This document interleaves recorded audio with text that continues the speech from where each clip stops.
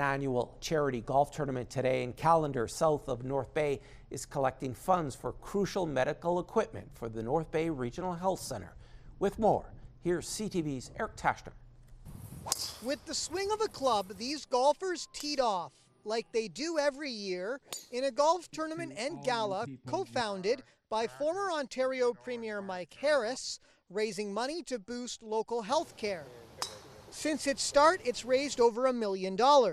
My late friend Peter Minogue and I started this 27 years ago, and so I haven't missed a year. Over 140 golfers are participating, including representatives from title sponsor Foraco. The sponsorship is $10,000. This makes us feel real great because we do understand that all this money goes back to the foundation and the hospital, and it's all benefits that will impact our community. The hospital is aiming to purchase 5 transport ventilators worth over $270,000 for patients who need them while being transferred to another healthcare facility. COVID and the pandemic really highlighted the need for ventilators in general, and having all of that breathing support for patients who need it. The hospital is expecting to see a donation total of between $50,000 and $75,000 when the gala is all said and done.